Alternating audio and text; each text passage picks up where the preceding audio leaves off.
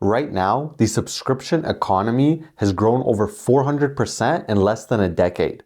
Almost 80% of adults have at least one subscription, and the average person has around 5 or 6 running at the same time. And the crazy part is almost half of these people are paying for subscriptions they literally forgot they signed up for. The average household is spending about $220 every single month on subscriptions, which comes out to around $2,600 a year on stuff they might not even be using. And it's not just Netflix or Spotify anymore, it's your car, your software, your fitness tracker, your groceries, even your printer ink. Everything has a monthly payment now or a monthly payment option. And in this video, I'm gonna break down exactly why that happened and why companies are never going back to how things used to be. In 2024, the global subscription economy was around $487 billion. By 2034, it's projected to hit over $2 trillion. And this is happening across literally every category: media, software, food, fitness, e-commerce. And what makes this really sneaky is how much people massively underestimate what they're spending on subscriptions every month. You'd think it's like $100 a month, but it's actually closer to $220. And most people don't even notice because everything is auto-renewing on cards they barely check. But why did basically every company on earth move to this model? It's because it's the most profitable business structure ever created. Subscription companies have grown about 5 times faster than S&P 500 companies over the past decade. If you sell a product once, you get paid once. But if someone subscribes, you get paid every month until they cancel. That predictable revenue is gold for investors because companies can forecast cash flow years in advance. And subscription businesses also have way higher customer lifetime value. If you sell someone a $60 product one time, that's it. You get your $60 and it's done. But if you sell them a $5 a month subscription and they stay for 2 years, that's $120 from the same person. It's double the money for the same product. And the best part for business is, once someone subscribes, most people forget to cancel, even if they barely use it. Then there's the lock-in effect. And Amazon Prime is the perfect example of this. Amazon Prime started off as free shipping. You pay $140 a year and you get 2-day delivery. But now it's videos, it's music, groceries, photo storage, prescriptions. It's an entire ecosystem.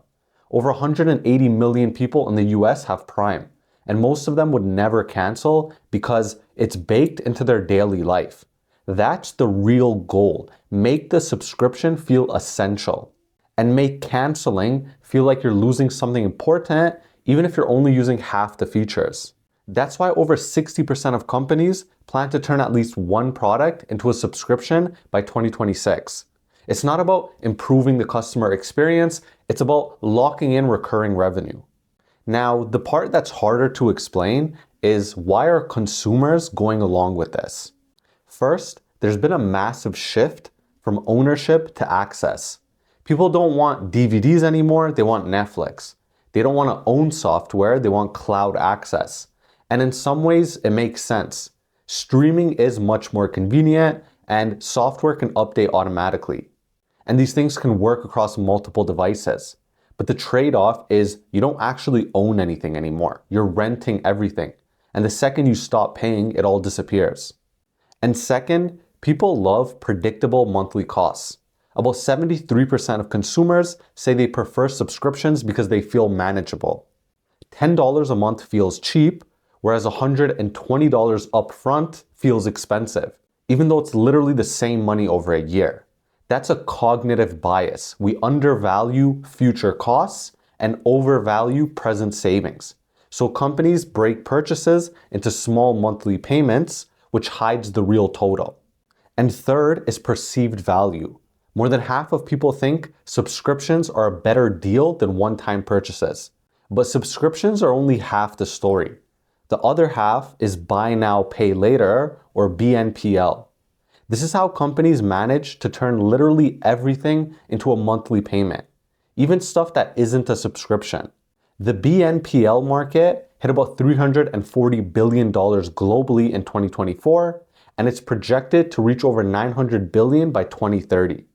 In the US alone, about 86 million people used buy now, pay later services last year. That's more than 1 in 4 adults, and you've seen it everywhere. You're buying a $600 jacket and you go to the checkout and suddenly it says pay in 4 installments of $150 a month, no interest if you pay on time. And instantly your brain stops thinking about $600 and it starts thinking about $150. You're not processing the total anymore, you're just focused on the monthly payment. And the part that really matters is that more than half of the people that use these services, they do it because it lets them afford things they otherwise couldn't. And that's not budgeting, that's financial consumption you can't afford. The average buy now, pay later user makes almost 10 purchases a year using these services. And nearly 2/3 of users have multiple BNPL loans running at the same time. So now people are juggling payment schedules across different apps, trying to remember which $50 payment is due this week and which one is due next week. And when they miss payments, the fees kick in. About a quarter of BNPL users made a late payment in 2024, and that number is rising. And that's where they get you. Those late fees can be up to 20% interest per year. And these companies are banking on you missing these payments so they can collect these fees. And they're trying to target people who they know can't pay these fees. Almost 30% of people with subprime credit scores are using these services. That's 3 times the rate of people with good credit because they can't get approved for traditional credit cards, so buy now, pay later becomes the replacement. And nearly 78% of BNPL users had to rely on some kind of financial coping strategy last year. Things like working extra hours, borrowing money, or dipping into savings, compared to about 2/3 of people who don't use BNPL. So the people using these services the most are literally the people who can afford them the least. And companies are even trying to turn products into subscriptions where it makes no sense for the consumer. BMW tried to charge a monthly subscription for heated seats. The hardware was already in the car and you already paid for the car, but to turn it on, they wanted $18 a month. And they eventually backed off after major public backlash, but other companies are doing it more sneaky and successfully. So why did this happen now? Why did everything suddenly turn into subscriptions and monthly payments over the last decade? It really comes down to 2 things. First, payments got way too easy. Back before 2010, auto-renewing subscriptions were kind of a pain. You'd have to re-enter your credit card, payments would fail, and people would cancel just because it was annoying. There was a lot of friction. Now, there's basically zero friction. With digital wallets and one-click checkout, your card gets saved once and that's it. It just renews forever. You subscribe, forget about it, and it quietly pulls money out of your account every month. The only time you even notice is when you finally look at your bank statement and you realize you've got like 15 recurring charges you forgot existed.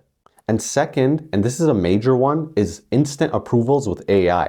This is what really supercharged buy now, pay later.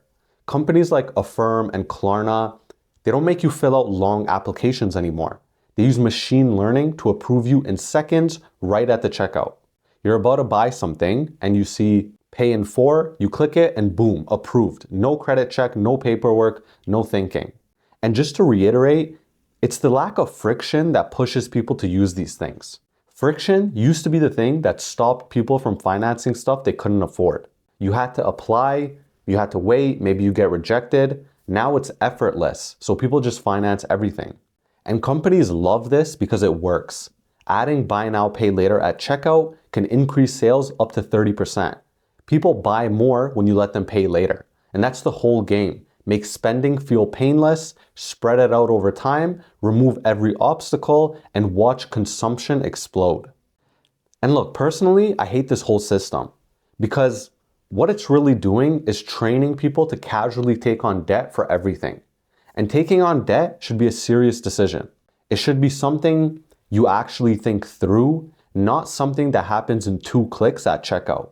But now you've got monthly payments everywhere and subscriptions for basic products. You have buy now, pay later services on stuff you don't even need, and over time it just becomes normal. You stop questioning it.